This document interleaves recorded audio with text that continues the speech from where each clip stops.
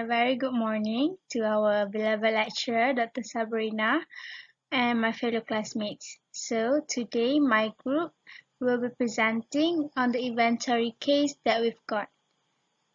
And my group members are me, myself is Nur Balkis and Nur Shafika Najwa, and we have Aimi Zafira.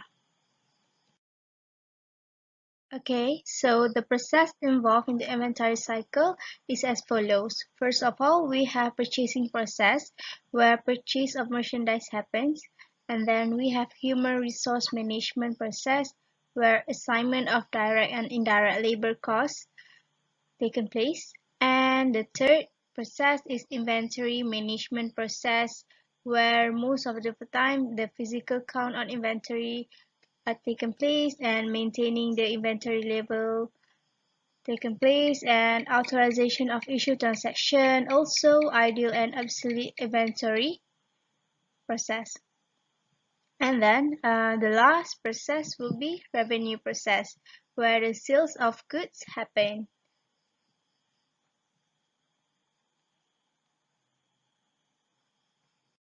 So these are the sources documents involved in the inventory cycle. First, we have production schedule. Production schedule normally are prepared periodically based on the expected demand of the products. Expected demand can be based on current backlog of orders, where total number of orders customers have sent but not yet shipped, or on sales forecast. And production schedule determine the quantity of goods needed and the time at which they must be ready in order to meet the production scheduling. Production schedule also production planning usually assists by material requirement planning or just-in-time inventory programs, it is a strategy where goods received only as they are needed in the production planning. Production schedule also gives the auditor information on the planned level of operating activity. And the second document is inventory master file. It contains all the important information related to the entity's inventory, including the perpetual inventory records, an accounting method that records the sale of purchase of inventory through a computerized point of sale POS system. In sophisticated inventory systems, inventory master file usually contains information on the cost used to value inventory. In manufacturing company, it is usual that the inventory master file to contain the standard cost, an estimated expense that normally occurs during the production of a product, used to value the inventory at various stages of production. And the third document is cost accumulation and variance report. Cost accumulation report summarizes the various costs charged to departments and products. The variance report presents the results of inventory processing in terms of actual cost versus standard or budgeted costs. This report is reviewed by the cost accounting and manufacturing departments for appropriate charges. Okay, so these are the journal entries and accounts involved. First, to record purchase of merchandise from wholesalers and manufacturers, debit merchandise inventory and credit account payables. To record production labor and overhead, debit manufacturing overhead and credit wage expense. To record sales transaction, debit cost of goods sold expense and credit finished goods. To record obsolete inventory, debit cost of goods sold expense, credit obsolete reserve. Okay, so these are the flowchart of inventory cycle. And the first flow is that the raw materials and components bought by the company enter into the warehouse to go into a production, and at the same time after the product has been produced, it will undergo a quality check. And then once the goods are finished and it is categorized as a finished goods and it will be stored in the warehouse, the finished products, and then will be on sale, and once it is sold, it will be shipped from the warehouse. Okay, so this is the flowchart for the inventory cycle. So the inventory cycle started with the purchase of raw materials and also the components. Then the raw materials and the components are being kept in the warehouse. In the warehouse, there will be a manufacturing function where there will be a production of product using the raw materials or the components. Also, in the warehouse, there will be a quality check upon the raw materials and the components. Therefore, the inventory cycle will end when the finished products are being shipped or transferred to the customer. So, next is internal control involved. So, the first internal control involved is that any production activity must be authorized by specific department. This is the reason these internal control are being used is because we want to avoid excess level of inventory that can make the inventory become obsolescence and lead the company to suffer loss. The second one is that individuals involved in the inventory management and inventory stores functions should not have access to the inventory records, the cost accounting records, or the general ledger. Why? Because we want to avoid any potential fraud or thief. The third one is inventory transferred to inventory department using an approved pre-numbered receiving report. This is because we want to have a more proper way for transferring the inventory. The last one is inventory are kept in warehouse and physical safeguards over inventory because we don't want the inventory to be stolen. Okay, so the risk area in inventory. The risk, there are two, which is inherent risk and control risk. So the first one is inherent risk. The first risk is that the industry-related factors. This is because intense industry competition, so difficult to value the inventory properly in terms of measurement of inventory at lower of cost or net realizable value. The second one is that stiff competition with new technology changes can also make the inventory become obsolete since the inventory will have no demands. And the second one is engagement and operating characteristics.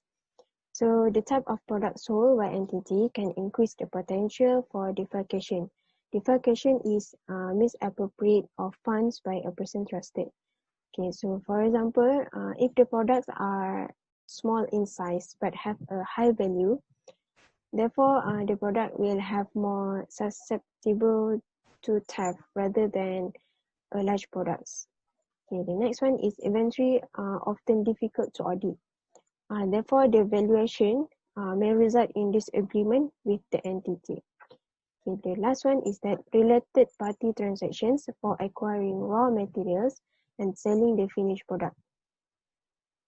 Okay, so for example, if entity purchase raw material from a company controlled by the chief executive officer at prices in excess of market value, therefore the value of inventory are actually overstated, and the cash will have been misappropriated from the entity because entity are actually incurring more loss because the price are excess in market value.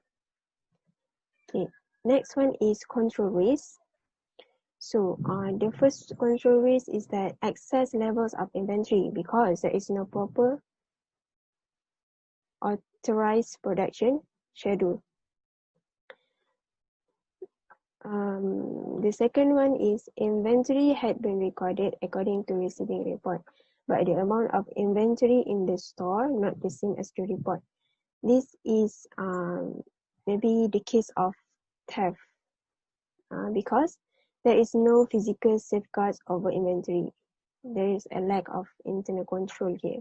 So the third one is the inventory have been purchased, but the purchases were not recorded into the inventory account because there is no proper account, which is, for example, numerical sequence of purchase order, receiving report, and vouchers. Important assertions and audit procedures. So the first assertion is occurrence. Possible misstatement is fictitious inventory. So the control activity that can be carried out is that segregation of the disk. So inventory transferred to inventory department using an approved pre-numbered receiving report. The test of control that can be carried out by the auditor is that observe and evaluate proper segregation of duties by reviewing and test the procedure for the transfer of inventory. Okay, the second one is inventory recorded but not on hand due to thief. So the control activity that can be carried out is physical safeguards over the inventory. The task of control is that observe the physical safeguard over the inventory. So the next assertion is cut off. The possible misstatement of cut off is that inventory transaction recorded in the wrong period. So the control activity is that all receiving reports processed daily by the IT department to record the receipt of inventory. So the test of control is that auditor can review and test procedures for processing inventory included on receiving reports into the perpetual records. The next assertion is accuracy. So accuracy, the possible misstatement in accuracy is that inventory quantities recorded incorrectly. So the control activity is that periodic or annual comparison of goods on hand with amounts shown in perpetual inventory records. The test of control that can be carried out is that review and test procedure for checking physical inventory.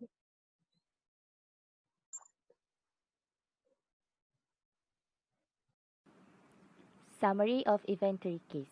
First, Arnold Electrical operate from a single store and purchase domestic electrical equipment from wholesalers and manufacturers and sells them to the general public. A full physical inventory count was carried out at the year end, and it is satisfied that inventory was counted accurately and no cut-off error. In addition, company has valued the inventory at cost by recording the selling price and deducting the normal gross profit margins. Besides, company believes that inventory at worth less than cost and has been valued at net realizable value. Lastly, assume no sales tax. The answer for question A is which is audit work carried out to check that inventory has been correctly valued at cost. The audit work that can be carried out is obtain a schedule of the client's calculations of the gross profit margin. Test a sample of items to make sure that gross profit does not vary too much across all items of stock. The test will compare selling price with purchase price. Where the normal overall gross margin has been used, checks the reasonableness of the figure by comparing it to the monthly management account for the year and last year's published accounts.